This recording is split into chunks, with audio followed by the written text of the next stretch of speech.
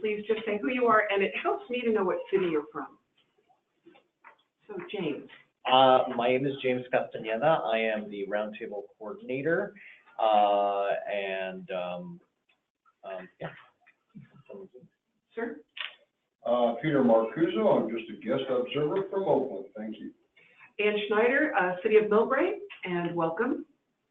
Al Royce, the Town of Hillsborough Council member.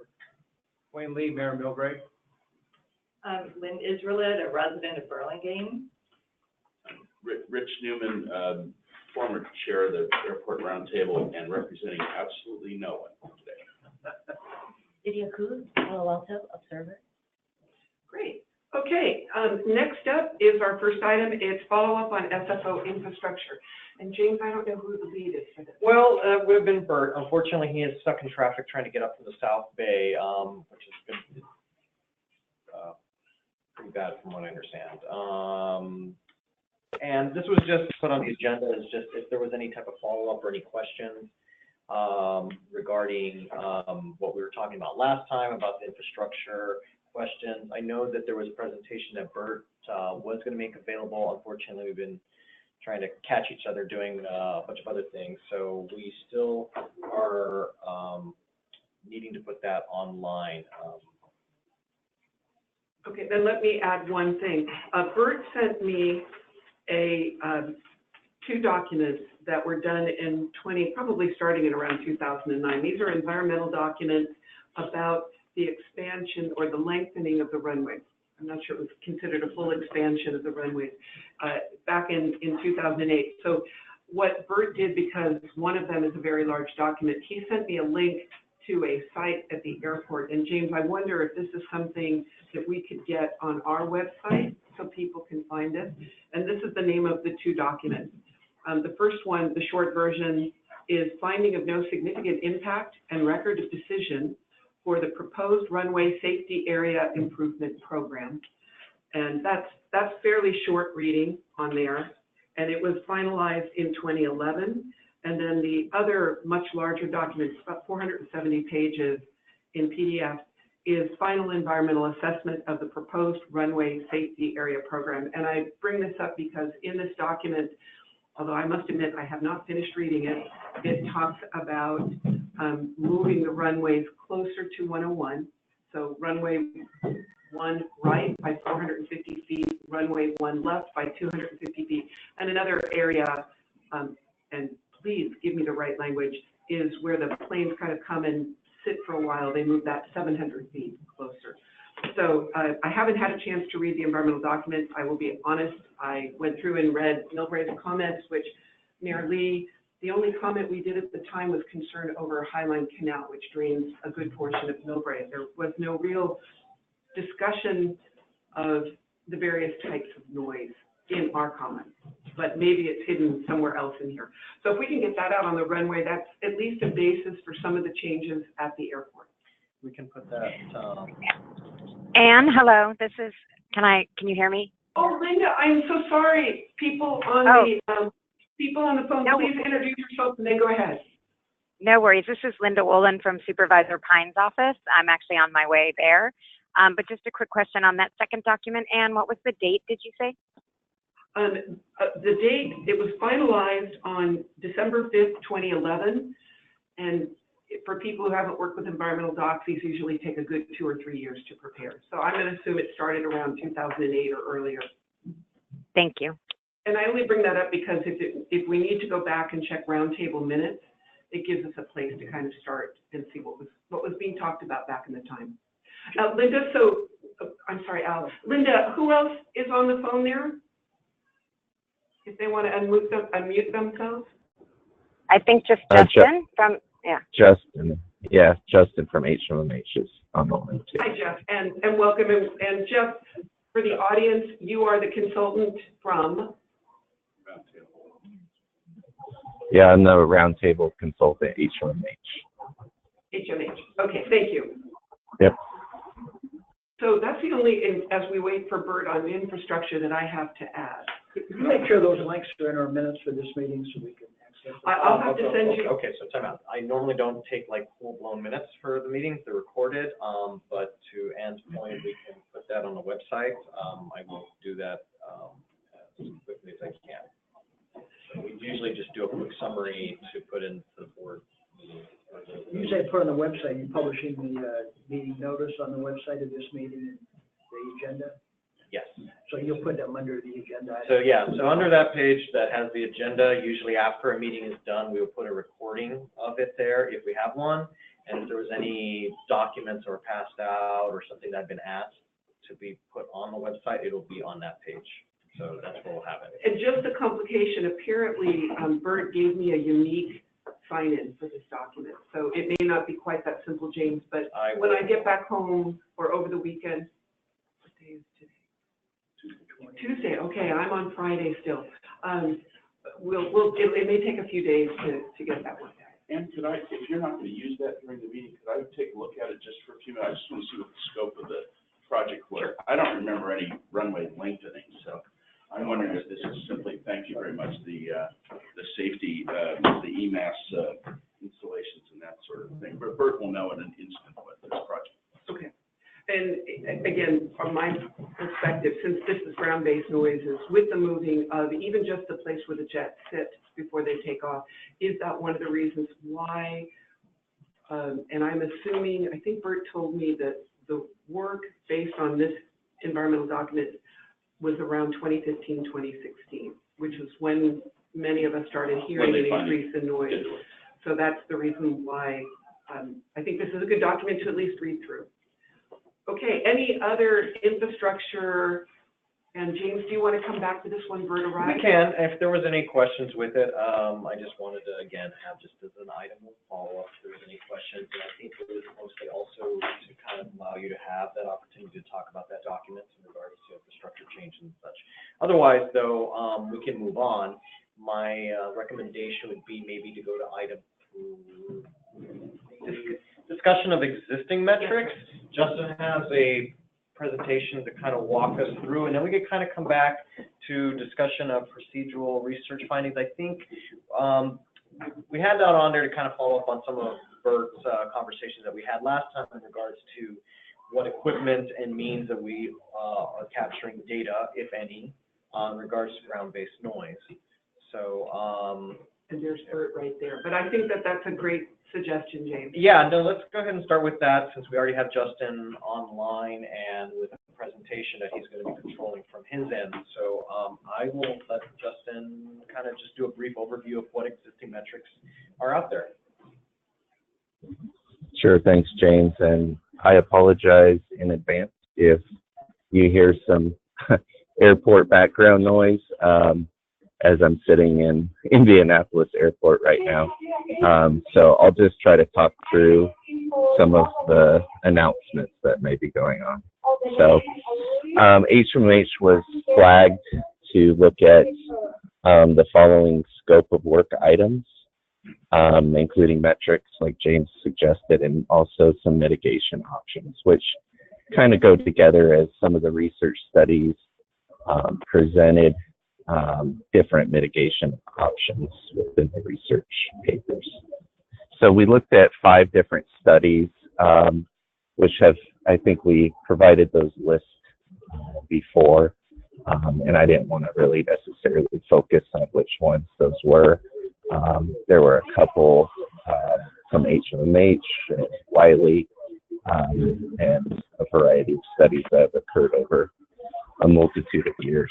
So this is, I just want to caveat that this is a summary of that research, and then I'll note any HMH potential notes or discuss things as we go along. So objectives of the research, there were a variety of objectives for these studies, one of which was to quantify resident judgment of the start of takeoff sound levels, and measure the propagation rate into the community. And so the goal was to correlate aircraft noise levels with human perception. And this study in particular did that through having homeowners scale and rate events from 0 to 100 and 10 multiples of 10, so that they could gauge an idea of what's actually disturbing them. And through the study, they determined that the C weighting Lmax was identified as the preferred metric, which if you won't go into too much about weightings, but typically noise is measured in a weighting, which is more geared towards the human perception of the ear. But in this case, since most of it is low frequency based, C weighting is more reflective of a metric to utilize. And Lmax means the maximum sound level of an event. So the highest peak that it could, the event was detected. And so low frequency is obviously important in determining how a person may react to the noise. It's probably the hardest to mitigate. And feel free to jump in and ask questions. I'm going to go through this through, but if you have something that you want to ask, feel free to jump in. So another study's objective was to really focus in on backblast noise, how it's generated, how it propagates, how it could be mitigated, and any future study efforts or research projects that should be undertaken. And they found that most of the energy is below 200 hertz, which is at a low frequency, and therefore propagates over long distances, travels more freely through structures, and can cause vibration. And then they also found that the A weighting network does not adequately represent noise. So definitely a common thread is that C weighting is typically preferred. Go ahead. All right, this is Wayne Lee. Back to the last slide. Sure. So the part about the low frequency going through buildings, I think what you mean is it's creating a resonance with the buildings. Right? I'm an engineer, so if it traveled through the buildings, it wouldn't be a problem. So it's resonating the buildings, right? Yes. You know, typically and the following slides will show that actually a lot of the annoyance is due to vibration and rattling versus noise level. And to mitigate the low frequency noise and potentially vibration, you often need masks or varying degrees of materials, like alternating between something solid and air, which is kind of like a double paned window. So I experienced that in my 50-year-old house. I know exactly what you're talking about. And then Yep. I changed the structure and it stopped. Hey, Yep. Justin, now, boys, just backing up a minute. I want to make sure I understand the studies you looked at. You said you looked at Sure. 5 studies. Were they focused on ground-based noise, or were they all kinds of noise coming from airports, number one? And number two, how recent were they? And number three, in what locales were they? Yeah, one of them, actually, I think two of them were focused in San Francisco. One has data coming out of Millbrae.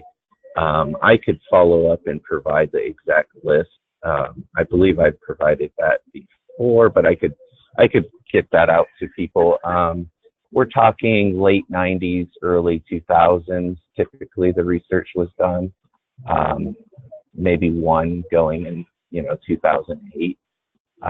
But it's been some time since it's been at study. I would appreciate getting the data to answer those questions, number one. But number two, I think that we've had is how recent studies are, because we think quite a bit of change, not just with SFO, but in technology, airlines, airports themselves. So that's a different issue, but I'm glad Yep. you identified the date, because I'm a little bit concerned about how dated some of these studies are. Yes, and I'll talk a little bit about some pending things that are out there in a few slides. So the data you're providing us today is based on 2008. Yeah, it's based on all of that research, and then I've noted you'll see a few notes of maybe some updates that HMH has seen. So anywhere that I've seen something that might be of interest that's more recent, I will note it in the next slides. To go along with Councilman Al. To go along with Al. So it looks like a lot of this is actually home-based data. That's great. But did you do a literature search and find out what other airports or communities around airports are looking into this?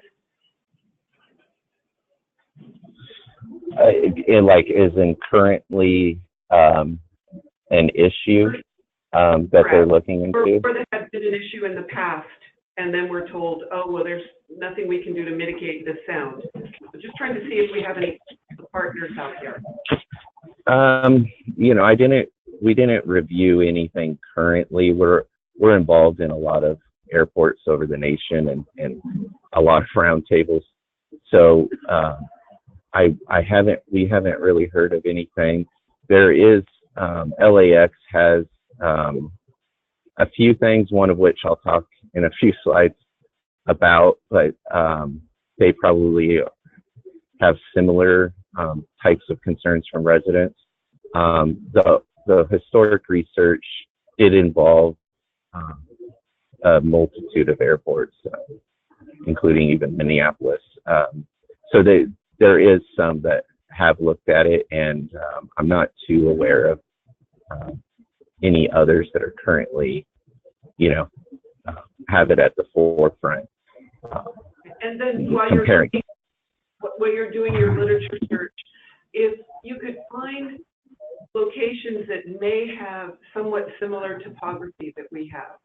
So, and it probably should be topography and weather, because whether our inversion layers add to the promulgation of sound or the canyons do it, even just identifying what situations we should be looking at when we're comparing other entities. So we're comparing apples to apples as close as we can be. And we may be unique, but we may not. Like LAX does not have the basins that the sound is traveling up the hills that we have. And I've never flown into Indianapolis. I'm trying to run my head over. Yeah, I'm going to assume that it's flat. It's pretty flat. It's pretty flat. Anything else similar to us, that might help in comparing data. Yeah, I understand that. Yeah, and we'll talk about inversion layers here on this slide. But there, in this particular slide, there's four things to really consider in the propagation of low frequency noise. And one is geometrical spreading. So in open air, how the noise level decreases in doubling of distance, regardless of what frequency it is. This is distance reduction, is what we call it. Air absorption at low frequencies, the research found, almost could be ignored. At least they didn't focus on it, just because its contribution wasn't found to be at a significant level. And also ground absorption, also not considered a significant factor in the propagation under most conditions. And then what they found was temperature inversions and wind play a large role. And HMH just recently completed a study for LAX on inversion layers for a community to the south of the airport. That study is made public, and it was presented at one of their roundtable meetings recently. And I could provide links to James for that study if you're interested in taking a look at it. But it was pretty fascinating in terms of seeing the community. We had the community actually log events and keep notes of what bothered them the most, and we graphed those in a time history table over a period, and it actually directly correlated with inversions. So there was increase in noise during those times, and it was reflected also in the noise measurement data. So we could provide that to you. It's an interesting study that was recently completed. So, so as a little background on some of the research, there's two typically noise peaks. First, when the thrust is increased at maximum levels during the start of takeoff roll, and actually, secondly, when the aircraft rotates and starts climbing. And that's just due to the change in vertical direction and directivity pointing towards the ground. So you'll have a sudden increase in noise level as you get that. So there's two basic, peaks, if you will, of low frequency noise. Now I'll talk about a little bit about mitigation in the research. You need to break it out into various categories. So we'll talk about noise control at the source. So obviously, aircraft have been getting quieter, obviously a little bit of a setback with the 737 MAX, but it is definitely one of the quietest aircraft. The NEOs are also very quiet, and aircraft engines are definitely getting quieter, and that equates to stage 4 and stage 5 certified aircraft now. So things are getting quieter, and the research mentions creating procedures to lower the climb rate, to reduce the second peak noise, which is basically the vertical, the takeoff and the change in directivity. Obviously, that's something to consider in a trade-off. You have noise abatement departure procedures and various things to consider in creating a procedure that lowers the climb rate that in effect potentially could lower the altitudes in which it crosses over land eventually too, and other things of that nature. So it's just something to keep in mind. They did discuss that. Barriers in buildings. Barriers are an interesting one. Not so practical putting a barrier close obviously to the airport. So they focused in on putting placement close to a receiver. And so they give examples of minimal attenuation of at least 15 feet tall barrier located within 50 to 100 feet of a residence. And keep in mind that barrier placement also includes reflections. So there are things to look at where you can have reflections created based off of where you place the barrier. So that's something that is typically modeled even in highway studies, is that you could have two barriers on each side of a freeway that are causing reflections back and forth and over the barrier. So these are things that would need to be considered if that was something that was wanting to be considered, and that was the research suggested. Trees and shrubs, a lot of, go ahead. Can I ask a question on the barriers? Because I was under the impression that part of our problem is we've got noise that's bouncing off barriers and getting flopped into the air, for lack of a better word, or spread into the air. So that some of the barriers that have been used have been counterproductive. Rather than taking the noise back, it's been spreading it out. Those are barriers by the airport. Am I wrong on that, or what's my impression? Can you remark on that? Comment on that? Excuse me. It could. There's modeling that can be done to see how things reflect off the buildings. It's typically the reflection would be very close in. We did a study in San Diego of the new rental car facility they had, and the reflections off of takeoff roll reflecting off of that building. The community thought it was increased the sound levels off of it. It provided shielding to those behind it, but on the sidelines, they thought that it was reflecting off of it. And we showed that, the model showed, I should say, that the reflections did occur, but were within a certain range of, a couple hundred feet, so that it wasn't necessarily propagating or increasing the noise at larger distances away. But close in to that building, they were indeed reflecting. It was reflecting and creating Are point. barriers effective that are on the airport or around the airport perimeter? Say that again. Sorry. If you did, would they be effective, or are you saying they would not be effective? The terrain right.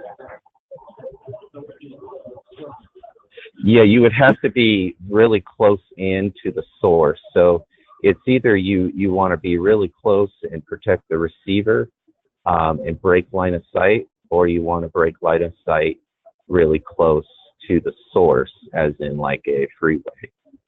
So it's really hard to do that when you have aircraft that are going to break line of sight.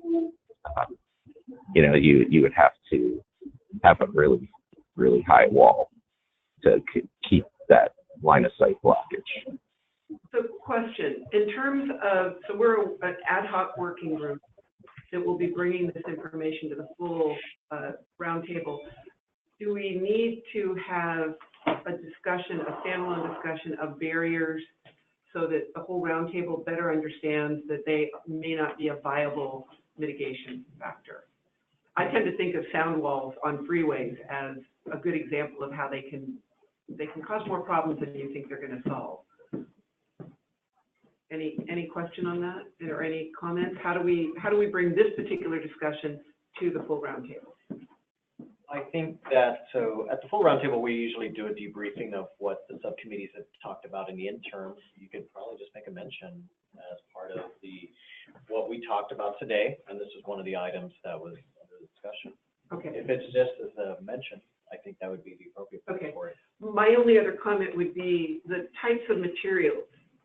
Some materials are going to absorb better than other materials, and I don't know if any, including freeway studies, have looked at the types of materials, and if that might be a mitigation. So just throwing that out there. I guess, James, what I'm hoping, if we're the only airport in the world currently really looking at this level of depth in ground-based noise, all the information we can put on a website is basically helping the next set of scientists who are studying this. We've basically done their preliminary research for them. Sure. So, and because I'm going to have to respond to my residents, if I can point to them to a website, that's helping me. My goal is that right now, as I was explaining earlier, usually the materials that we talk at the meeting we'll put on that agenda page. But my goal is that because we're going to a work plan that breaks out, what we talk about with departures, arrivals near airports, that we would have a tab that's dedicated to ground-based noise that could act as a repository of documents, reports, sort of as a go-to, regardless of what meeting it was at. Excellent. So. No, I'd agree with that, but I'm just a little concerned about accepting at face value the comment that barriers on airports do not work. Are there studies on that, or how do you make that conclusion before we automatically accept it? You want me to answer that one? You're the one that can.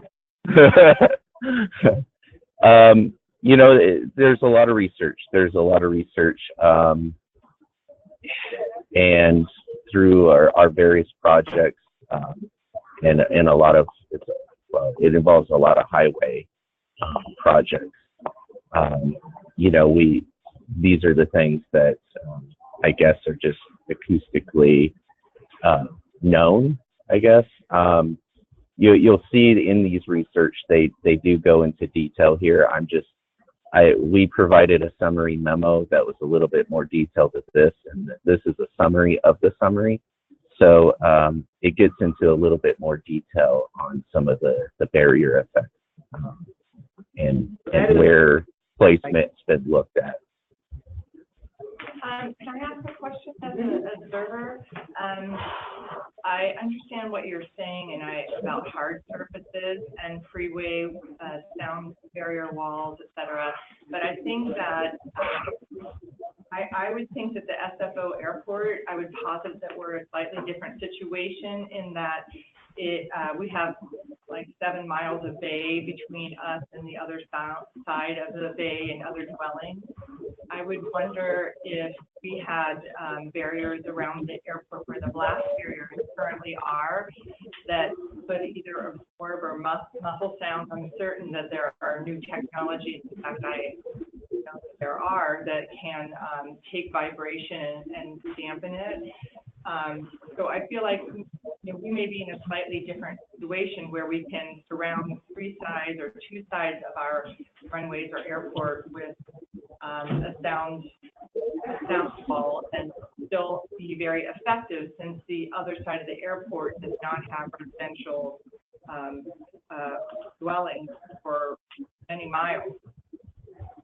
You know what I mean? I mean, it's not like an island of an airport of the community. We're talking about an airport that's off to the side with physical barriers already in place.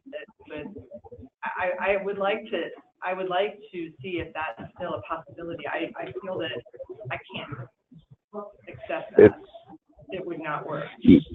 Yeah, I'll see if I could dig up the research for San Diego. It's relatively similar, and modeling was done to show they had barriers behind the start of takeoff roll, and they didn't prove effective at all for the residents behind. And some of these barrier technologies are meant for not for noise. Obviously they're just the blast reflectors, and some can be retrofitted with, in fact, it's very rare, with the noise acoustic baffles, but that's mainly for like a GRE, not so much for the start of takeoff roll. But you're talking about, it really comes down to source to receiver and how to break line of sight. And if you can't break line of sight, you're not going to get reduction. It's that simple in acoustics. So how do you break line of sight? Well, you have to have a very high barrier wall. And then there's other things that go into that play, like airflow. You can't just have a massive wall. The air's got to go somewhere. And any openings the noises, energy is going to go through that opening. So that's why on freeway walls, you try to minimize any possible openings. So I'm not saying this is just research that we've read and we've looked at. So let me keep going, if you don't mind. Go ahead. And okay, all right. So trees and shrubs. A lot of people think that it reduces noise, and it's usually a psychological thing. And it's the perception of breaking line of sight, but in reality, unless you have a very, very dense forest, it's going to do very minimal in reducing noise. And so I'll move on to sound insulation. The predominant goal for sound insulation is definitely overflight noise, and backblast or ground-based noise is definitely harder to achieve because of low frequency, as mentioned. BWI, which is Baltimore Airport, actually did some low frequency treatments with an average increase in noise reduction of 4 dB. But this was with treatments with major wall modifications and windows with overall thicknesses of over 12 inches. And it would be about a 40% increase in over standard RSI treatments, which could range by locations. Typically, I don't know, is Bird in the room by any chance? Is he trying to? Okay. Bert, I don't know if you know off the top of your head what your average cost is per home of the homes you guys have treated.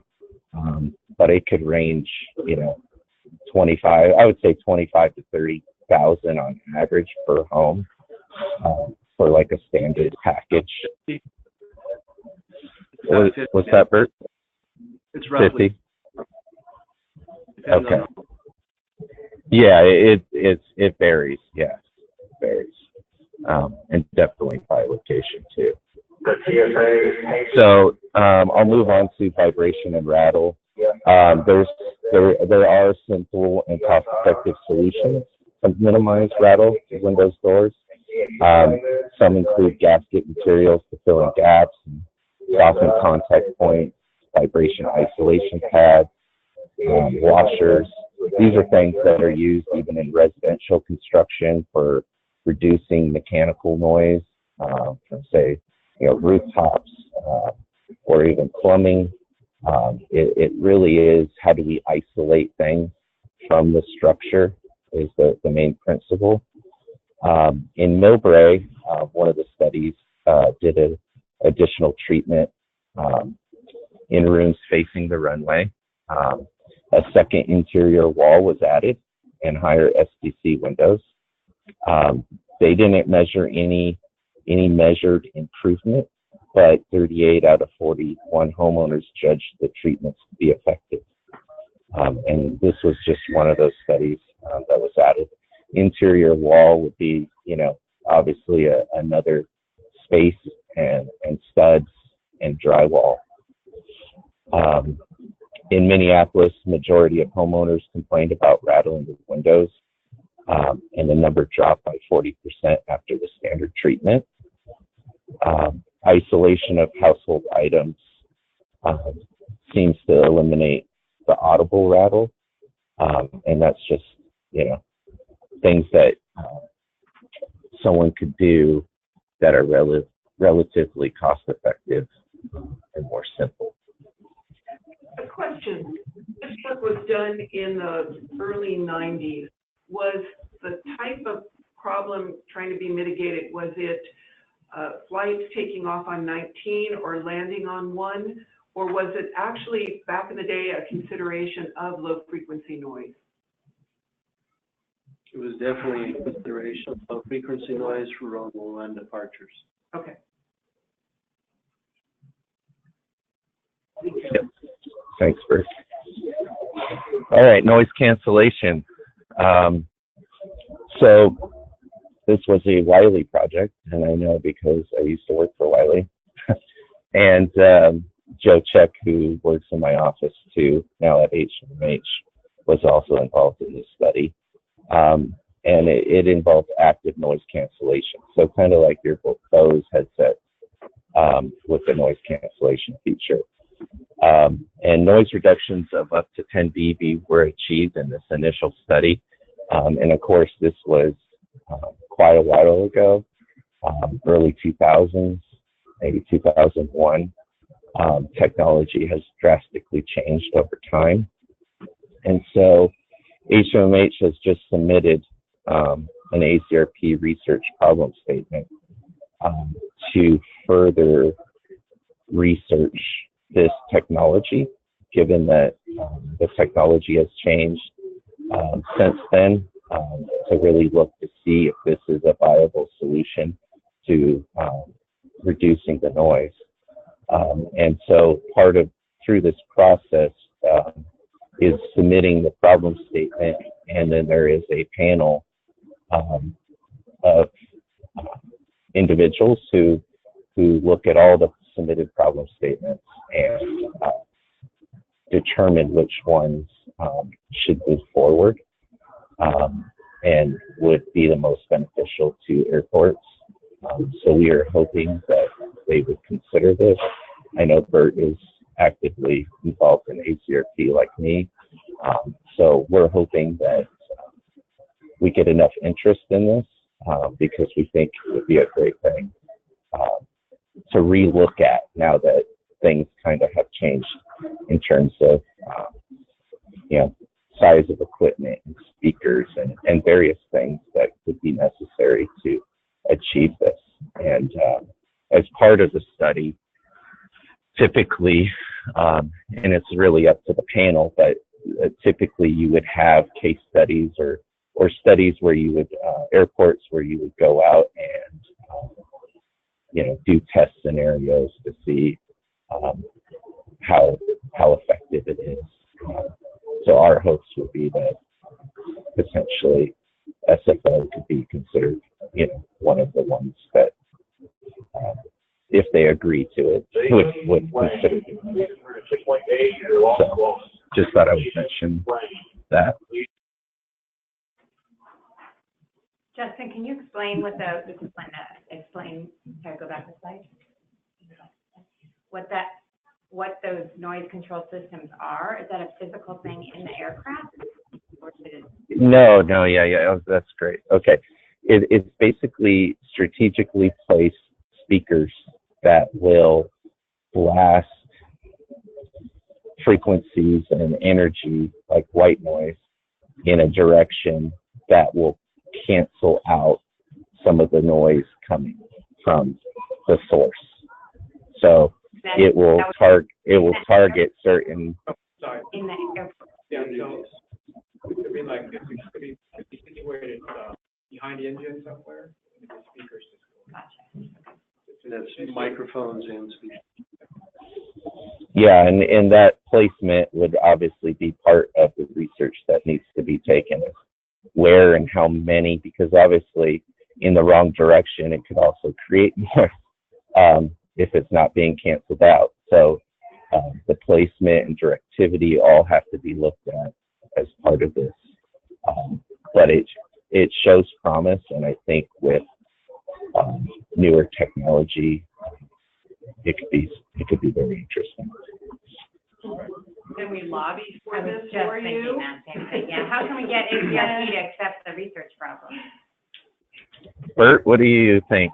I know. I've already thrown in my support behind it, and I volunteered SFO, as you saw. Yes, thank you. Getting good support right now, and so hopefully I'll be on the committee to accept this, and I'll lobby hard for it.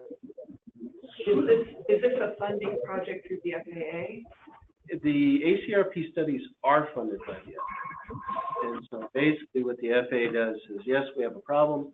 We're going to give it over to the National Academy of Sciences to study, and we'll take whatever they say out of it. Okay, and I'm assuming that our Congress people would be in support of this. Do we need letters of support, or is it too soon? It wouldn't be from them. It's the committee that meets to accept the projects and make them go forward. Okay. So, other important. So it would not be helpful to have like statements from individual towns like Hillsborough, Burlingame, Millbrae offering support behind such studies? At this moment, I don't even think you can, Okay. but later, possibly.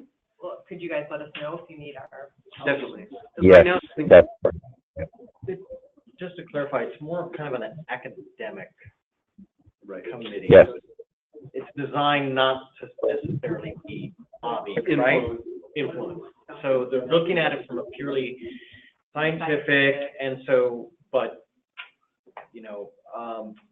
just to kind of also give some background, the roundtable has in the past made that one of the items on the work plan to continuously be submitting and creating problem statements to be part of the ACRP. That way, in situations like this, that we are named as part of it, then we have a study that's, both beneficial to us as well as the industry-wide. Let me understand. So this is like a problem statement that leads to a pilot program, that those findings then can be incorporated by any airport?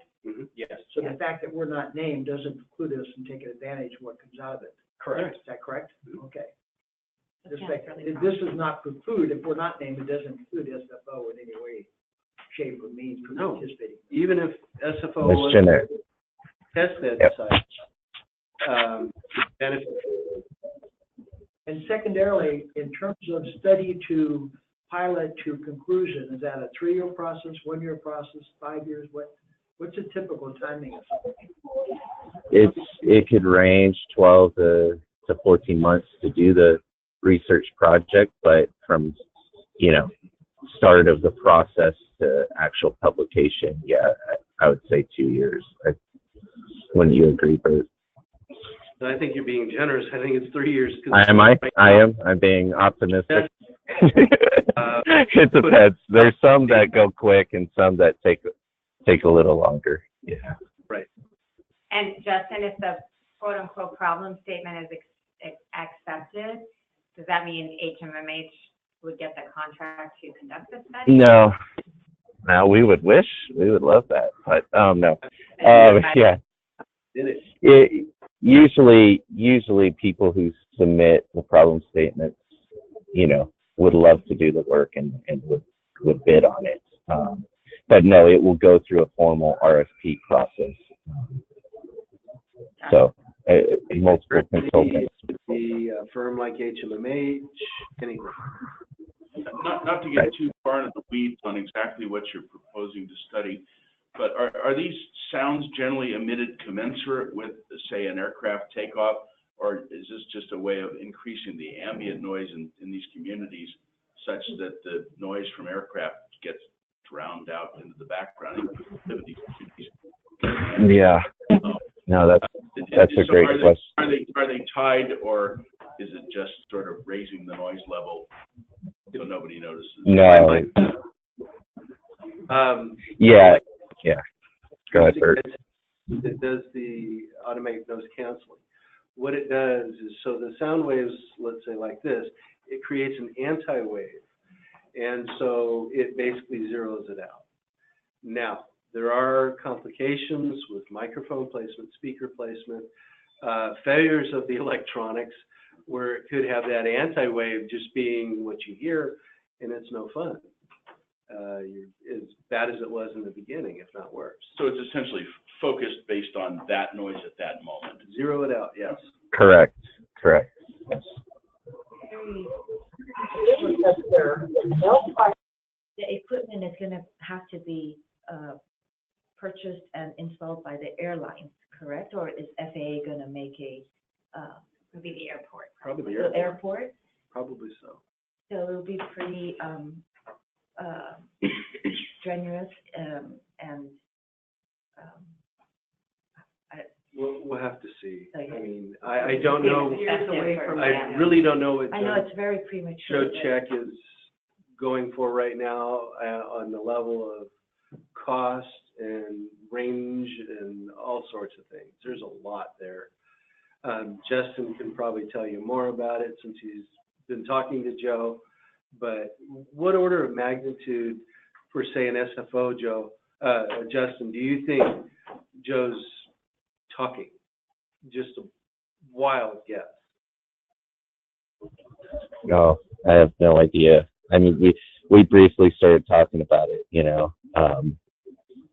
Yeah, if it's Bose brand speakers, then it's more money. No, but no, we don't even know at this point.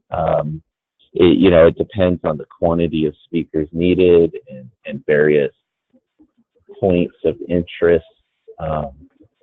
So I think the research definitely has to happen before we even have an understanding, and hopefully the research will include some sort of analysis of costs so that airports can have an idea of that magnitude. That typically is something that is included in ACRP, so you know, airport best practices and what they can expect in terms of that.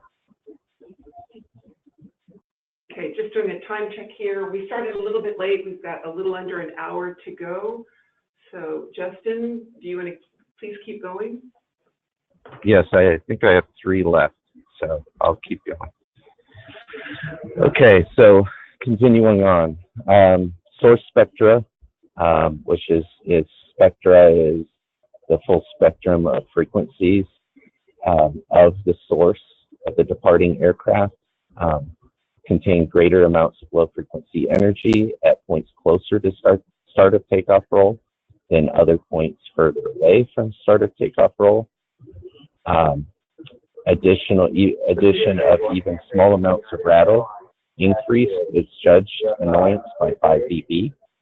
So they really focused in that rattle and vibration is one of the major annoyance factors.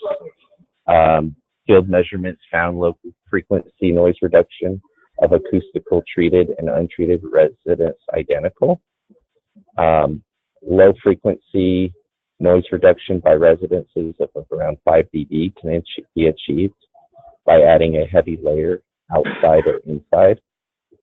We're talking about, heavy weight plaster, stucco, interior wall, which basically is making your wall a double stud wall. Around 10 dB reduction would require, brick walls, minimal openings. Windows and doors are usually the acoustically weakest point of a structure. So you would, sound insulation aims at trying to make those elements as strong acoustically as a wall. So that's typically why you see SDC ratings of like around 40 when maybe a new built home has SDC of 28. And insulated cavity walls with separate support interior and exterior cladding. So we're talking about really heavy, complex, improvements that need to be done to achieve 5 to 10 dB. Treating rattle vibration in residences seems to be the highest priority to annoyance and of low frequency noise. So, sure. I have, my bedroom is in the back of the house, and whereas we've pretty much resolved vibration, when the worst of the backblast hits, it actually puts pressure on the inner eardrum. And do any of these look at inner eardrum? I would imagine it's a vibration. Clearly it's a wave, but I can literally feel the pressure through my triple windows, through my earthquake retrofitted insulated walls, stucco walls in my ears. So on that previous slide, when you're talking about vibration, are we also looking at the impact on the inner eardrum, which again, recognizing it's vibration, but I think they mainly focus on annoyance and what the community perceives as annoying, as a judgment of, kind of a survey. That was, I think, what. I think the worst time is at night, not when it's raining, of course, but when there's a lot of moisture in the air. So when humidity is high, there seems to be something in addition going on. So if we're... that will, yes, and that is known even with just general noise, that humidity and wet, rainy weather, noise propagates further in those conditions, just like inversion layers. So that is something that the studies do mention. So when we start looking at the data, then we should have a category that talks about those high humidity days, because the mitigation on a high humidity day versus the mitigation on a low humidity day might be different. So what I'm getting at is, if we have a high humidity day and we have certain types of airplanes, which we will now identify as being the worst with backblast noise, perhaps they shouldn't be taking off on runway 1. They should be taking off on a different runway as one form of mitigation for those. Did I lose anybody? I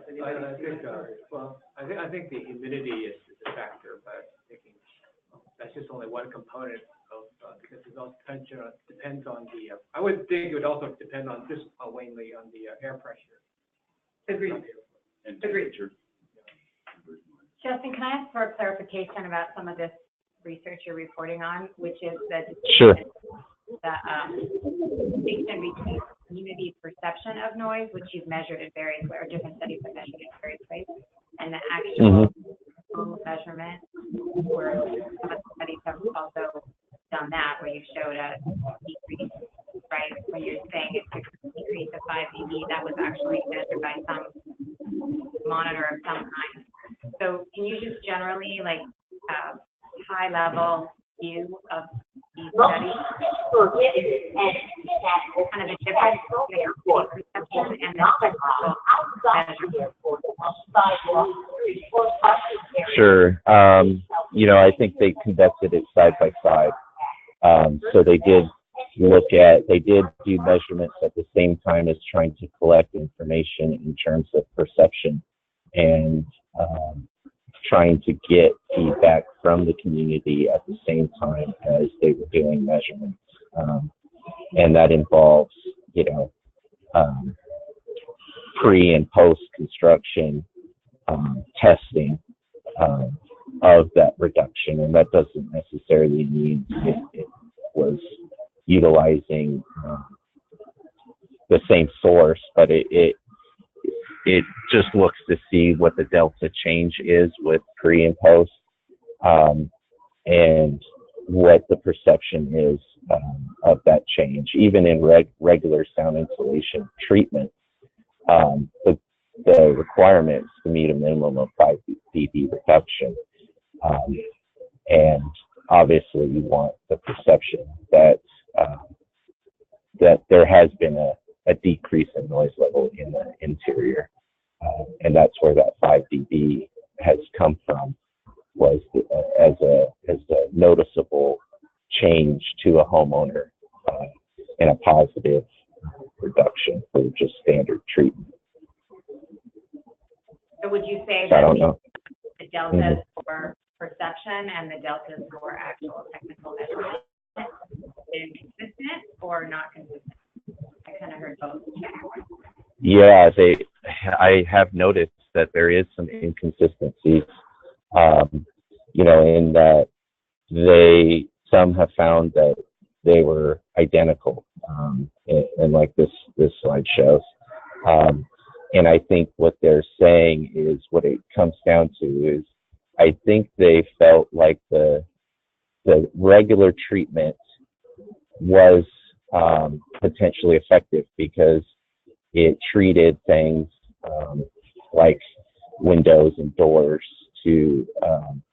that also help vibration, things that, old windows potentially could rattle more than the newer double pane, thicker, heavier construction windows. So I think things like that definitely made things better, or it was perceived as better. And the further treatments, I think, showed that it had these additional noise level reductions. But obviously there's a cost to that. And also, if people really want, they talk a lot about, people who now have a double wall, who have less space in each room because they have a double wall. Do they really do that? Is that really wanted? So there's a great amount of detail, but I did see a few little inconsistencies over the measurements versus perception. But I think it really deals with, what level of treatment was provided, basically.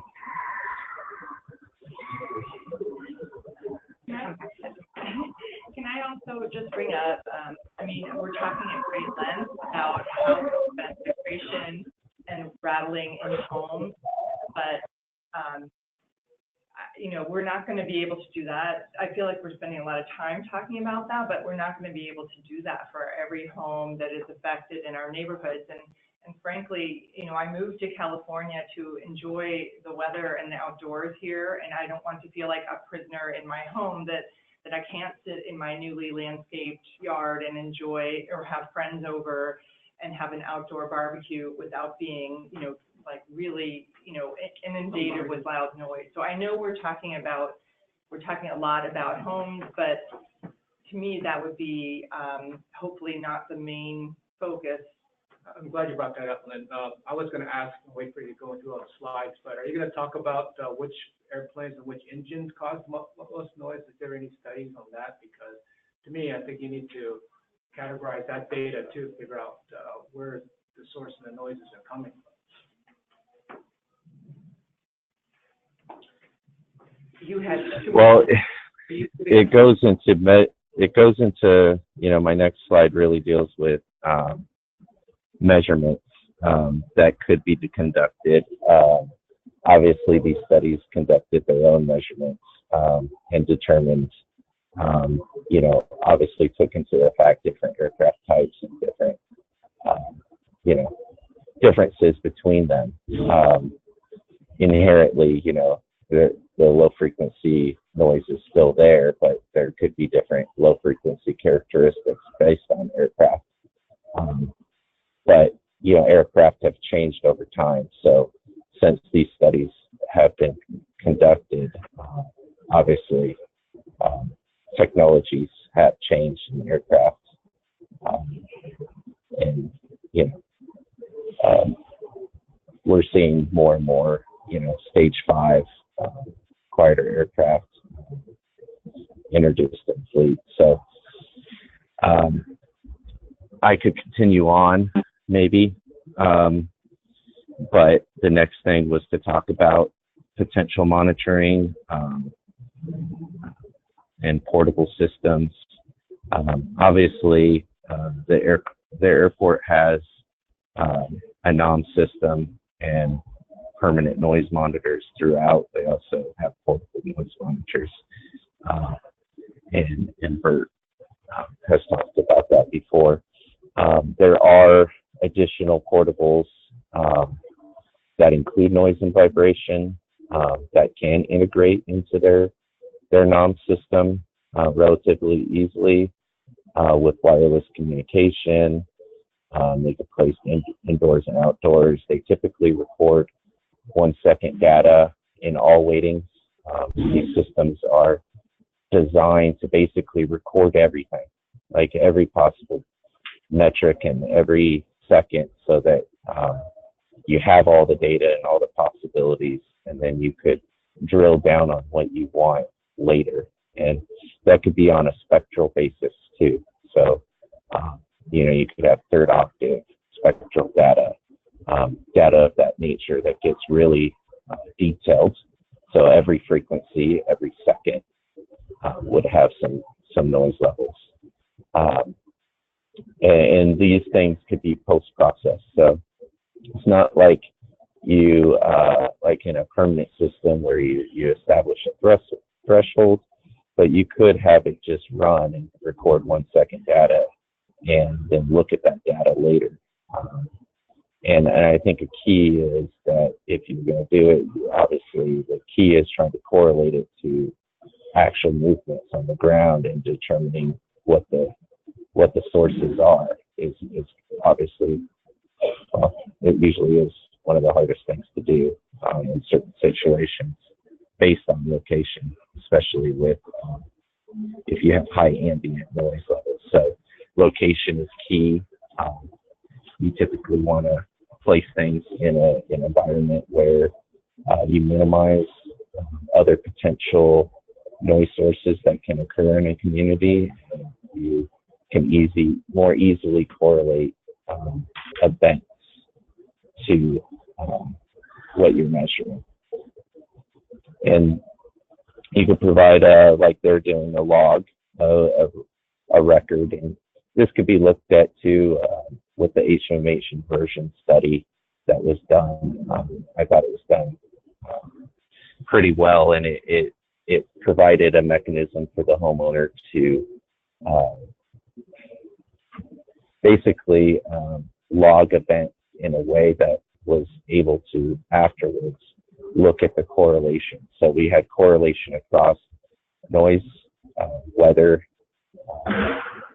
their concerns, and events, operation events. So all those things were correlated among each other and time synced, a better understanding of specifically inversion layers and seeing the differences. I have a question. We've talked a lot about backlash noise coming from runway 1 takeoff, but I assume some of the Burlingame might also be 28. And you told me that sometimes the 10s may not be getting, that going to a 10 takeoff may not actually help Millbrae, San Bruno, because of the way the sound moves. Do we need to isolate these studies to try to figure out what's coming from 1, what's coming from 28, and what's coming from 10? 10 is so infrequent, I imagine at least short term we can drop that off and concentrate on 1s and 28 takeoffs. Yeah, I mean, if there was a study or measurements conducted, I think you could correlate it to, and Bert could talk a little bit more. He knows what's best at what they have capable at the system. But with ADS-B data and ground movements, and just a better situation of the total operations would be trying to best isolate those or determine what's coming from what. And it's not going to be an easy task by any means, given just distances away and various things going on. But I think in certain periods, especially maybe with, nighttime levels where there's maybe a better way to isolate certain events, I think you could try to get a better understanding, especially if you're like a community member sitting there logging events and they happen to be logging things that are disturbing, from 28, takeoffs. Then we start to see trends in what's potentially bothering them. But obviously the time sinks and things of that nature have to be so to a level where we could actually correlate, if that makes sense. Bert, feel free to jump in. So we don't have San Bruno here and we don't have Burlingame here, so trying to speak for them. I would love, of course, to be studying all 4 runways, but is that biting off more than we can chew right now? And should we concentrate on 1 and then 28? Now, I will admit that I have gone out to stand at the Bayfront Park that's both Burlingame and Millbrae on King Tides, because I'm trying to see what's happening on King Tides. And I can hear the noise from 28, and I can hear the different noises and the way it's going. But what do you all think if we're trying to give direction to the full roundtable? Study everything, concentrate, where are we? Justin, if I can, let me just clarify about the Go for it. Yep. But the old system or the current system has a threshold, so it only reports and records events that happen above the threshold. And right. Peter Grace can tell you all about whether or not the threshold. No, and I'm aware that this is going to record, but the new system will record everything, and everything we can go back so to we can anything.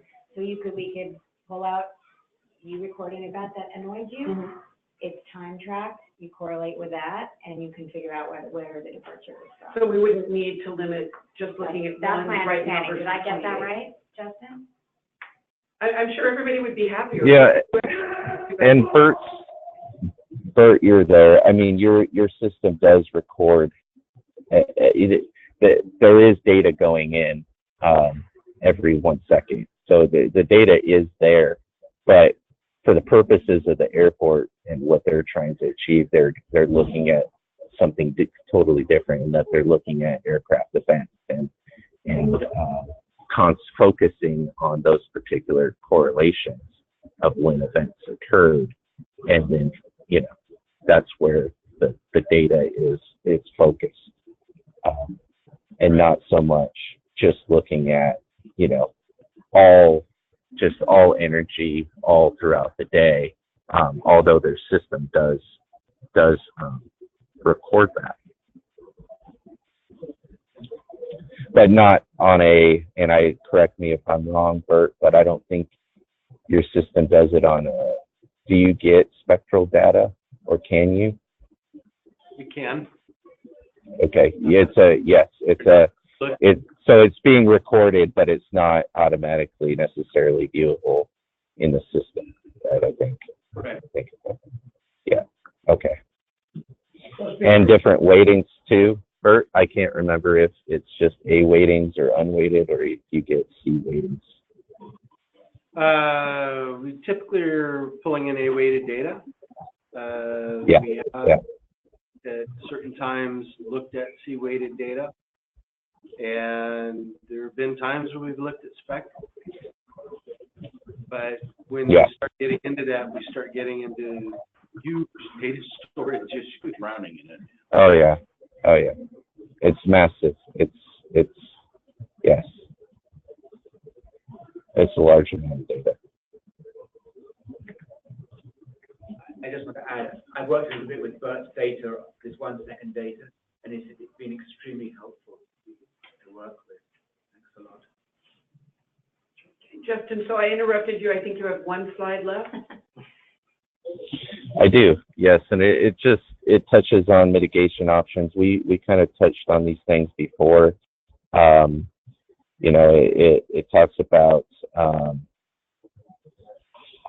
sound insulation is often very expensive with further sound insulation than what is typically provided. Active noise cancellation, which I talked to, seemed promising in the various studies. Most complaints came from rattling and vibrations as opposed to the noise, the actual noise. It's important to know vibrations can occur without audible noise events present, or ahead of time or after the noise effect, which causes longer periods of aggravation. Fixing older windows, doors could reduce rattling. Upgrading the seals, increasing the window thickness, these type of things, obviously, which are kind of standard insulation practices, do help. At least they've been perceived to help. And once again, that's different than what's actually being measured afterwards. Whether there's been an actual improvement or not, there's been general perceived improvements to the frequency, noise, vibration. So that's kind of just full screen with your slide. Yes. And for the benefit of everybody in the room, these slides are available on the agenda page. So you can download those now if you like. And Mayor Wayne Lee, the data that's collected, you said you collect data from citizens as well, so as I understand it. Can they also provide noise levels, like by dB levels? Because I know there's apps on your phone that you can actually measure noise. We don't take, we've been given data in the past, but as far as anything accurate and reliable, the phones are horribly inaccurate. I understand that, but it still gives you a ballpark. A wild report ballpark. their noise complaints in general. Right. The phones definitely are a wild ballpark. Even some semi-expensive portable personal units are dodgy. Well, I don't know if that's as important as, unless you're designing a building, you need more precise data. But in terms of perception and getting an idea of what people are actually hearing, then maybe that would help the narrative a little bit better. That's all I'm concerned about. But in terms of, I understand that if you're trying to design a building, you're going to need more precise data. Well, people have the ability to file a noise complaint through the noise office of the airport. And I guess the question would be, is the way those reports are coming in a useful piece of information to Yeah, it'd be a measure? little bit easier. It's loud. What does loud mean? It's going to mean something it's different to you relative. than it is to me. Yeah, That's right. for sure. It's definitely subjective. What's good for one is not very different from another. Just a question then, it had been my understanding that a lot of the backblast noise, if a resident filed a complaint, that we weren't always able to track it to a specific plane. Are we now getting better now? And therefore that data was tossed out. So it wasn't tossed out. Okay, so we still have it, never, and it's not tossed out at 6 months? No. Okay, good to hear. The audio for events are purged after 90 days. We just can't store that much audio data. Right. So, but now, if we do start, if one of our next steps is to start asking residents to keep a log, and we haven't agreed to that being a next step yet, that would be my bigger question. Okay, this is great, Justin, thank you. I kind of agree with Lynn. We're not talking about other mitigations right now. Right now, we're talking about construction-related mitigations and not anything else. But what are our next steps on this? And if the next steps are to have the residents do it, we want to make sure that if they're taking their time to track these noise, which is, again, is going to increase their irritability. Because the minute you start writing things down, you start saying, oh my God, this is 1:30, 1:40, 1:50 a.m. and I can't get to sleep. And I know that because I've been there. We want to make sure that they're at least trying to track an airplane with that. And what do we need to do to make sure that that will happen?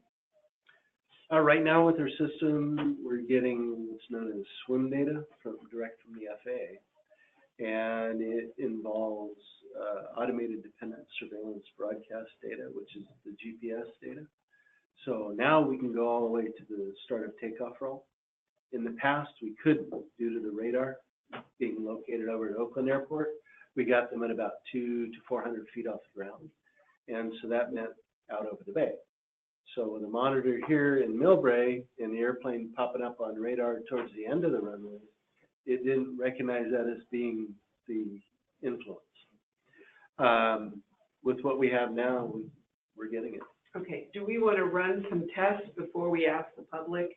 And I guess I'm getting into work plan area. Do we want to run some tests before we get the public, set their expectations? Just want to make sure we're setting expectations correctly and we're not increasing irritability. And the contagion effect. Bert, since the airport is so busy, is there going to be a problem with, since takeoffs and landings are happening all at the same time, will be a problem for you to isolate ground-based noise complaints from maybe a plane that's already at 1,000 feet or something? That has been an issue. We're looking at a new technology called a NEAM. Basically, instead of taking a noise event and saying which one did it, it now takes an aircraft track and says where the noise event's associated with it. It goes backwards. And under a NEAM, we've looked at, though, 11 sites so far. And we are finding on some that we're right on right now, are pretty darn close. Others goes up. The aircraft count goes up. Sometimes the CNEL goes up too. And so based on our initial tests, we're liking what we're seeing. The big problem is getting the state of California to buy off. So since we have our system certified under state of California regulations, Title 21, we need to be sure that what we're doing is compliant with that. And right now, San Diego is doing the same thing. They're looking at it to push with the state of California. And as Justin can tell you, HMMH is helping with that write-up for San Diego. Is that correct, Justin? That is correct. Yes, we're analyzing the data and the technology and trying to do a write-up that could be presented to the state for that for an. And so what is the time frame for this? And do we need that before we do our residential, sorry, I'm getting a little tired here. They're reporting, they're monitoring, thank you. The monitoring by citizens can happen anytime. Okay. What are you trying to? I'm trying, so we've got this, we've gotten this far, what are we gonna take to our next step? Is our next step to do more literature review, or is our next step to start collecting data? If we're gonna ask residents to start collecting data, should we give them parameters on how to collect the data? My background is I hate to irritate people No, I if I don't have an agree with you. That's why I answer. wanted, but- I'm trying to. But, drill down. but I don't know what our next step, does it come back to the next ground-based noise meeting? Do we talk about this at the roundtable? Do we need another ground-based noise meeting to talk about the parameters, because we've got 25 minutes Yeah. left? So having worked with Councilman Ortiz on the work plan for this committee, we had a very ambitious schedule to try to get a lot done kind of by now, but we're not there yet. So I would say we definitely need another meeting of this committee to summarize everything. We've learned a lot. Thank you, Justin. Mhm. That was super helpful.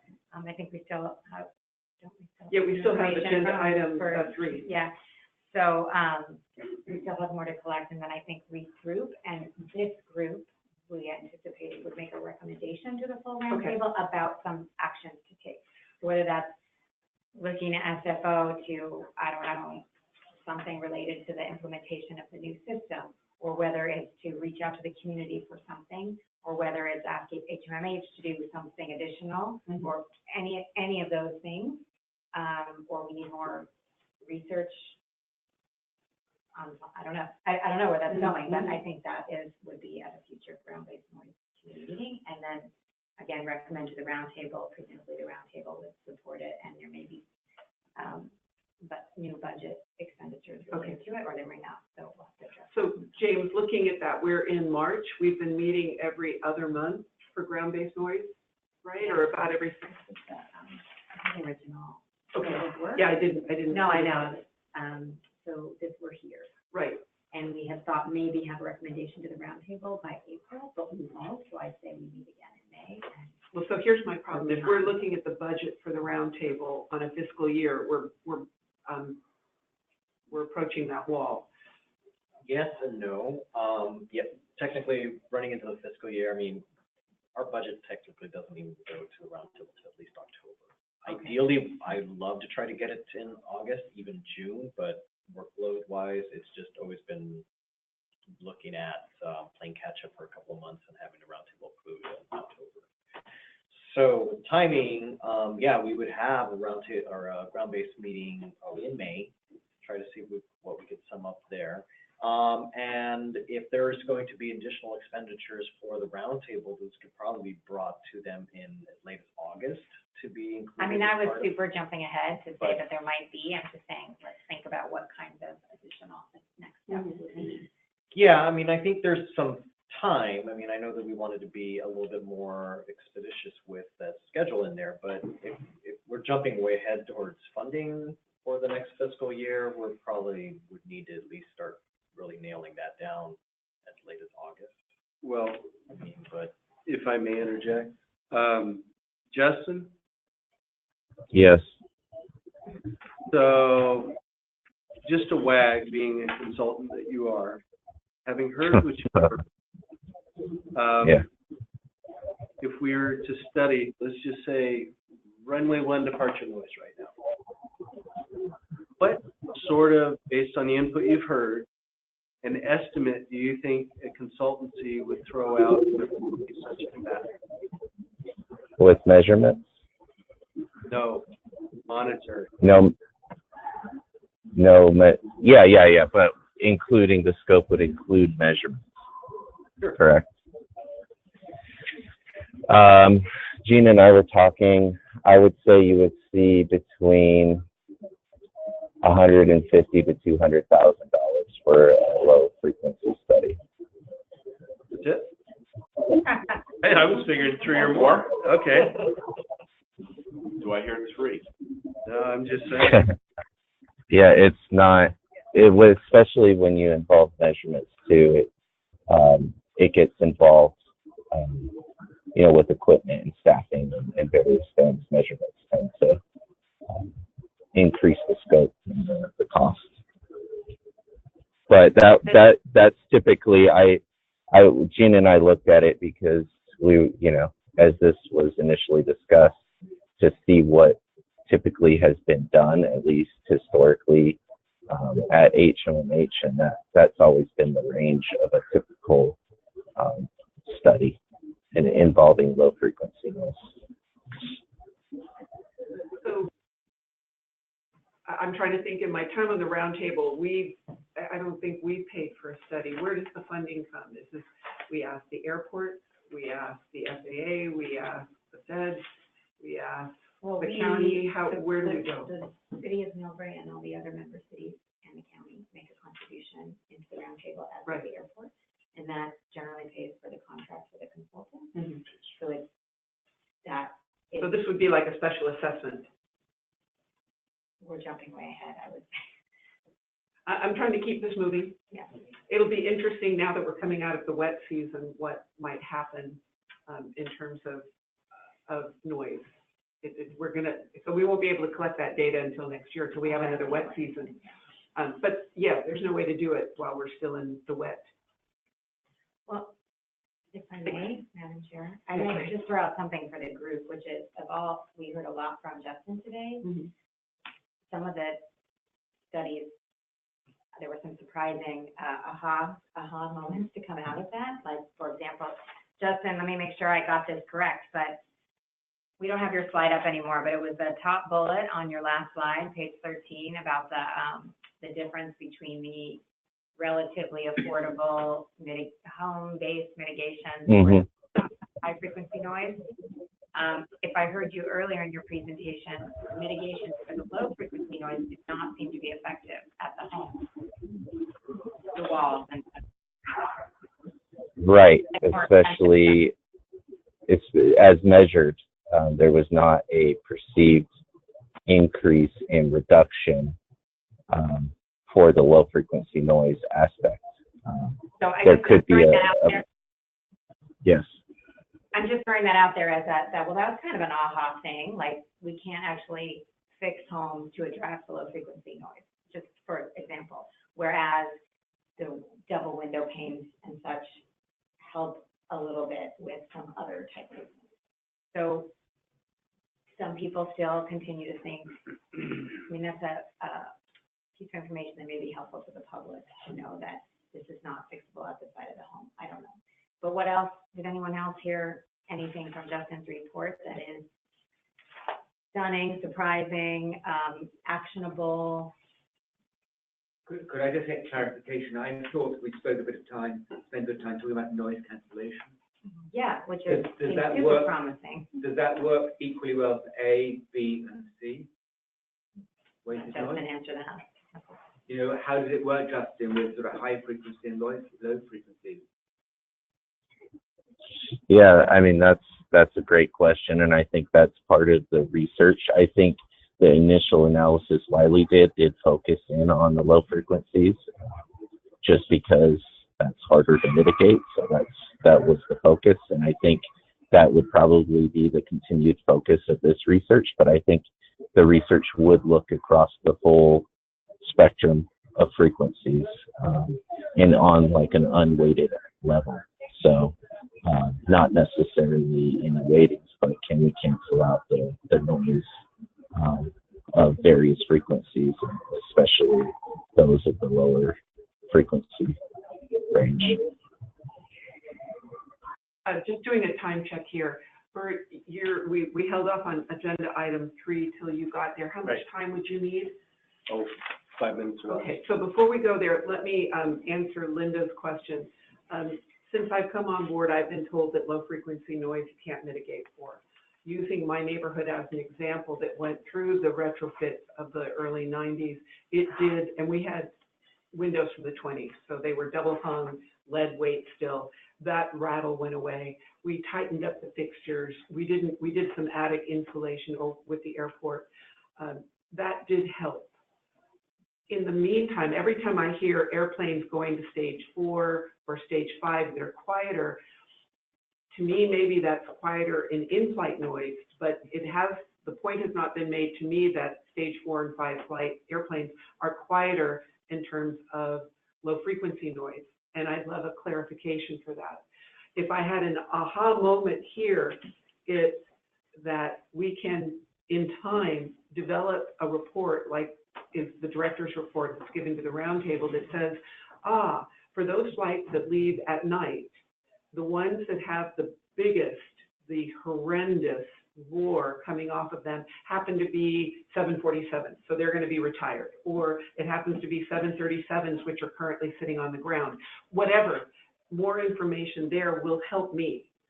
To me, if I can understand why something's happened, I can be more logical in my approach for it. But we don't have that data yet. But I really love that, hey, it's a stage 5 going to be closer, quieter in low frequency. I don't think that's true. I think that the engineers in the world have simply written off low frequency noise as you got to live with it. You will never sit in your backyard. Or you will, and you'll get a little bit used to it. But frankly, to me, the rumbles are worse between 10 o'clock at night and 5 o'clock in the morning. That's when there's so much more noticeable. So yeah, not necessarily, I've been told for 3 years we can't mitigate you. But, and yet it did help.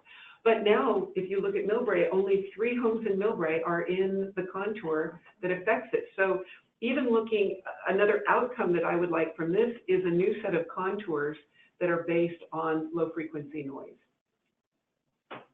And I don't know what that's going to look like. That's a federal problem.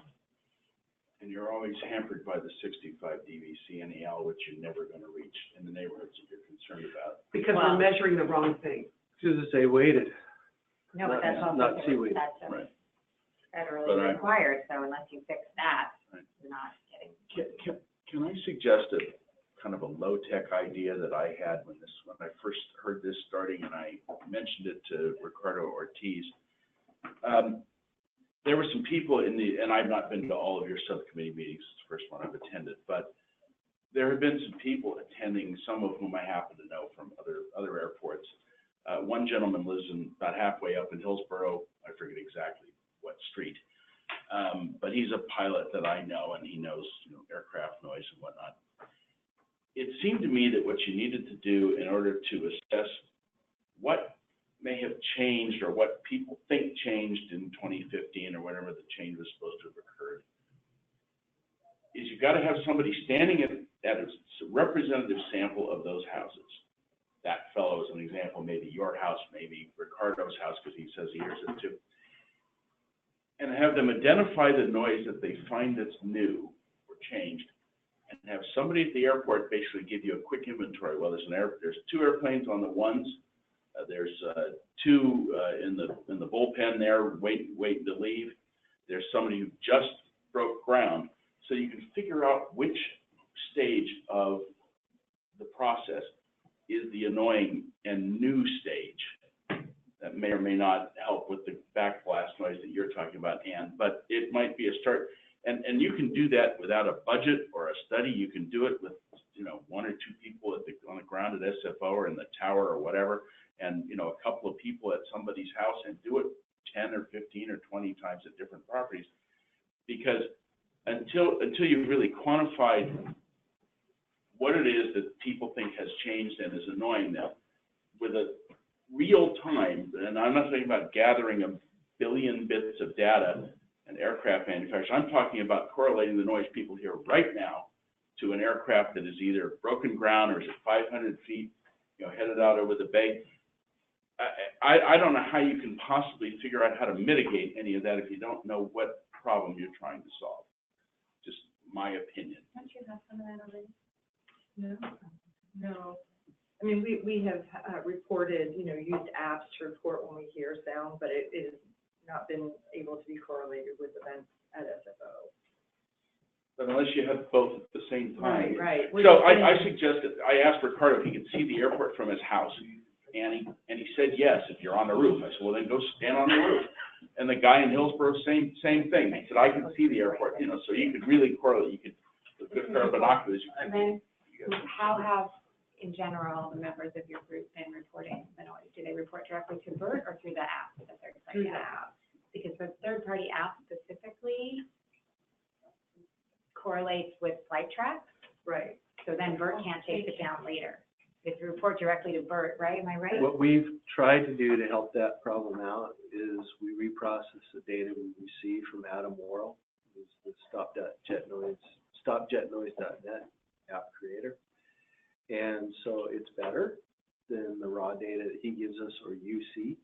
So when you report and you get your monthly report from him, it's different than what we're looking at in the end based on what he submits to us because we reprocess it again. What do you do when you reprocess it? Correlation. Are you taking one of the problems I hear is that if you go to flight radar, it only shows you what the plane's off the ground.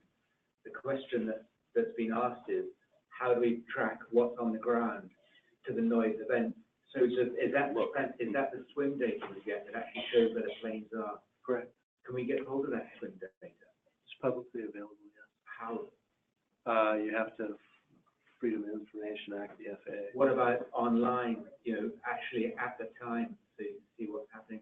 Because I think the annoyance of seeing it now, hearing it now, it'd be great to link it directly to what the FAA is sending.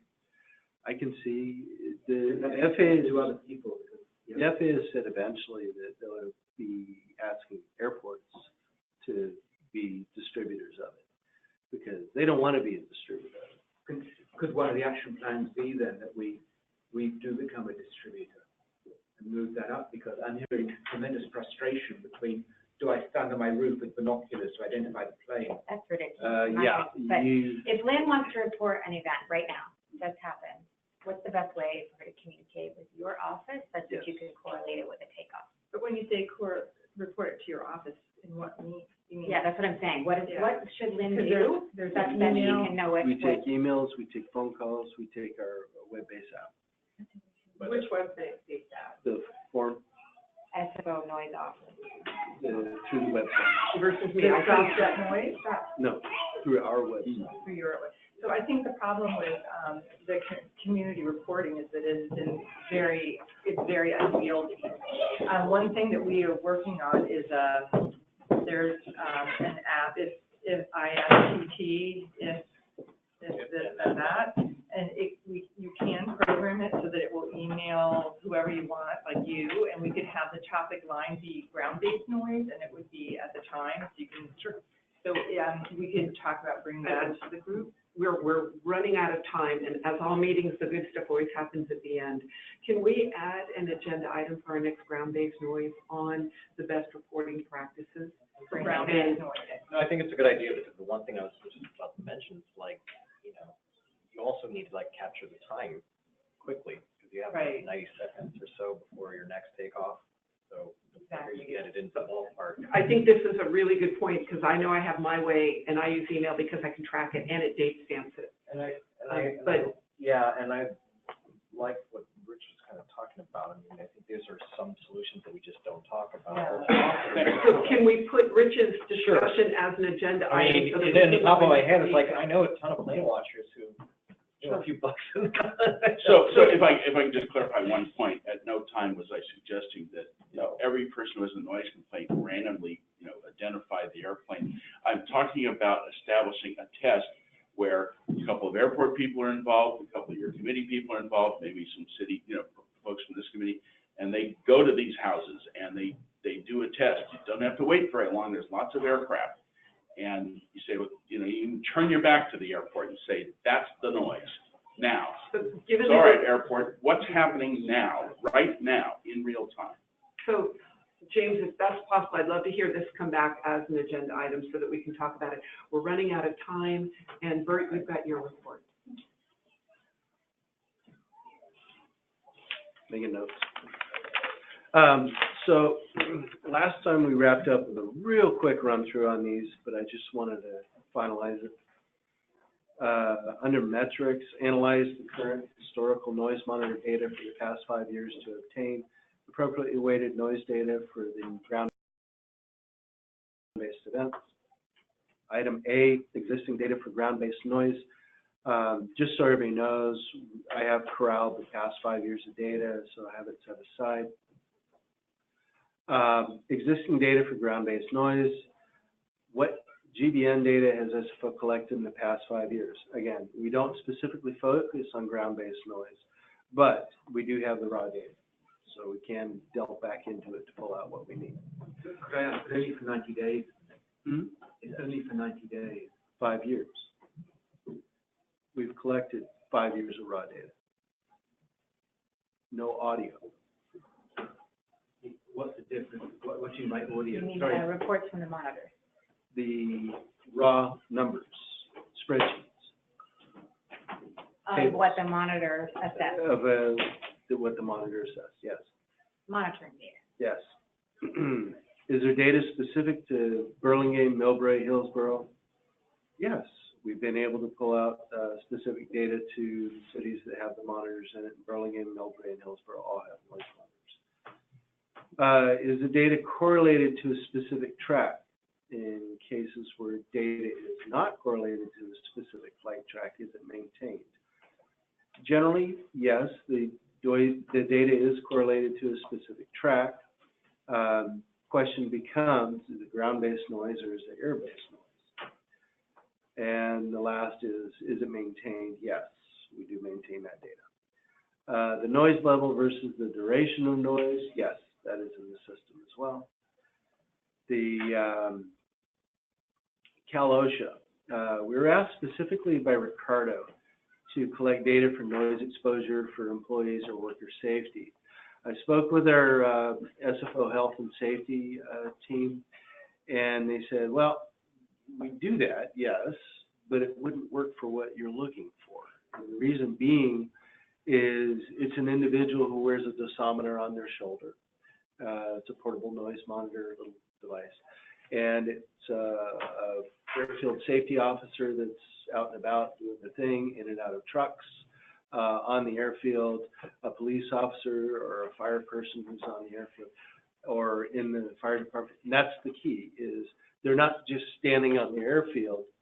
They're in and out of the vehicle, in and out of buildings, here, there, everywhere, not in a specific location. So she did iterate to me that it wouldn't be relevant at all. So I think we can safely 86 that request. And then B, the existing equipment used to collect such data. We have the EMUs, or environmental monitoring units, produced originally by Lockhart. The company's since been bought out by Brule and Care. And we have the 2100, 2200, and 2300 series. Or they will it work relative to ground-based or low-frequency noise? Yes. They do have a wide spectrum that they monitor. So what does that pick up? The exact What's frequency the point range. of the EMU? The EMUs are noise monitors. Are they going to pick up the whole range? All They do, frequencies? yes, I said. They will monitor the full spectrum. So we're monitoring from definitely A-weighted all the way into C-weighted, easily.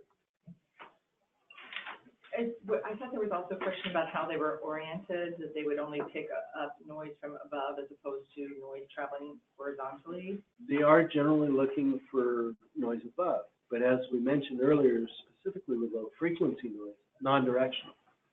So it rises up and goes out and gets captured as well. It'd be really good to see examples of that, just to help our confidence level. Okay, we'll provide the spectral data for you. And then what new equipment is currently being procured in the RFP process and what will it measure? Unfortunately, I'm not able to talk about it. The negotiations are in progress right now. We have the contract being spoken about. The two teams met yesterday. Was not at the office for that because of a dental eye appointment. And I'm hoping when I get back in the office today, I'll find out we are sending this contract on for signatures, which would be grand news, and we can tell everybody what we're talking about. But right now, I can't even mention who makes it, what it is, but I can say that all of the vendors that proposed submitted units that would be more than adequate. And I think that covers me.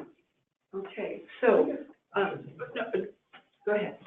No, I was going to get to the next steps category. We're on to next steps. We've talked about a couple of next steps, James you, and I'm really handicapped, I take notes, but I can't right now. So we talked about bringing 2 specific items to the next agenda, the next ground-based noise agenda. We'll report out at the May, our next roundtable. Is May? Next roundtable is April. Is April, okay, so April, report out of where we are, although we don't have any recommendations of action yet, other than perhaps talking about the request HMMH has made to do a study that would be beneficial to this ad hoc committee. What additional next steps do we have? I think that's about it. We do have listed on our work plan, so, I mean, our agendas have been structured following our scope of work. So I think the next thing to talk about is mitigation. Yeah. And I think based off of our conversations here, then it's also a continuation of what this study is, or if that's. You're getting my question. I guess I have 2 basic questions. What studies or study are you focusing on? Because I'm a little confused, because we talked about a lot of different data you might want to have. And somewhere along the line, we have to condense down or analyze, summarize. I think that's probably gonna be the next meeting. Okay, so I'd like to know exactly what we're looking for, what a study would encompass, and then, and what the cost would be with respect to that. And then the second category is what the mitigation options are, and what are viable and what aren't, and why they're not. Well, yeah, and if we, That's Friday. and if we follow our scope of work, mitigation is sort of the last chapter. But the mitigation strategies, to me, have 3 buckets to them. One is what the airport can do in conjunction with us, what we can do from a homeowner's perspective, and that may be just for what type of noise. And then thirdly, might be what would be exterior parties can do that can help us. And I'd like to know, of our mitigation, how we did, what we're looking for. So you work, I'm trying to think of the work process, how I would approach it, what I want to see in those buckets. But getting back to your studies, what's the cost going to be that we recommend? Are we talking 300? Are we talking 600? Are we talking 100? Well, and some, I would interject, some may not have a cost to it. Like, for example, what Bert just reported about the data that they have, we might suggest some questions we might want to ask of the data, which either the noise office might be able to provide, or we as a group could analyze, or we can give to HMMH to do something with. So there's this existing 5 years of data. What do we want to use it for? So I'd add that to the agenda as well for next time. You almost What do we need somebody do? to analyze it. What? You need somebody that can analyze that data on a real-time basis. What I'm saying is we have that in-house. We don't need to pay extra. Okay. I actually got through, I thought there were 3 action items, the low-tech option that you had suggested, talking about best way of reporting real-time noise, ground-based, and then possibly getting the swim data live online so that people could see what flight was on the ground, I think that you, Peter, had mentioned. And then one thing that's sort of fallen a little bit out of it, I know that I've already talked about doing some sort of test with takeoff angles. And he said United was willing to work with us because that had been, we had talked about now that they're climbing more steeply, perhaps. Is actually making ground-based noise work. It's making our noise work. Which you kept trying to tell me, and I kept saying, maybe that's our solution, and it turned out to not be, or possibly not be. That ties in with my low-tech solution. Right. If you're gonna- Does that make sense? Try different angle of attack. You gotta do it while people are paying attention to what the noise is. Good catch. Linda, what was your takeaway? That's the agenda item. What Bert just reported on, which was 5-year data mining. yeah, the 5-year data. It's from 2A, from the scope of work. And process. So he has a lot of data. What do we do with it? You got resources online? What I'm saying is the noise office has, I don't know, how many staff do you have in there? No. Yeah, oh, well, anyway, TBD. The noise office has a team, they have the data, HMMH is on call as our consultant. There's ways we can do it without spending extra money, I go there first, and then determine whether we need additional resources. I don't disagree. I guess my question is what exactly are we looking for to analyze the data? That I do not know the answer to. That I suggest as agenda. Okay, anything else, because we are now past time. Could I just add one thing about trying to work out what planes are on the ground? Can you confirm this first? When the planes are flying around, their transponders are turned on, so you can see what's happening. Do they turn the transponders on when the planes are still on the ground? As soon as they take the active runway. Actually, no, with ADS-B, they keep them on the gate. Okay, the reason this is important is you can get a thing called a Raspberry Pi that will actually tell you, I can explain this later, will tell you what's on the ground. So these houses in Berlin and Hillsborough that look down on the airport, you can actually physically see what plane is where on what runway. It's got a screen with a map and it shows you. In real time? In real time. Not So- till late? No, it's in real time. So from my house in Brisbane, I can see flights flying above the cemetery, line of sight. Right. So if you really want to go and They look, forward out some flight radar with it. if you really want to look at what's happening on the ground, you can Tells actually you fuzzy, see tiny, it turn on. in ground-based noise, flight hang out with my camera. without having. By the way, you have a killing that's coming loose. Okay, so, hold on, I can use it later to show you. we're past time, if it's okay with everyone, thank you again for having this, and Bert and Justin for being here, very important to us, and I'll close the meeting. This this audio recording, which I think will also have a video slideshow on it, hopefully should be online maybe this week, and the slides that Justin was using are already online. James, I have a request for you. We're going into our goal setting. Now, we know that this is a temporary building, but if there is some electronics that would make conducting meetings here better, if you could just jot me off what you think, I can at least. Tell you right away, big things. Some things to display on, something to. Okay. If you can, because I'm a little handicapped right now. Yeah. Send it to me, because, we had Congresswoman Spear in the Chetcootie room over the weekend, and it's like, time for us to upgrade, even temporarily, some of our electronics. That would be great. What would be helpful with the committee room is to have easier accessibility to do conferencing, but to have it tied in. Okay. That would be. For the employees. I'm sorry. Thank you, Justin. Thanks. No problem. Talk later.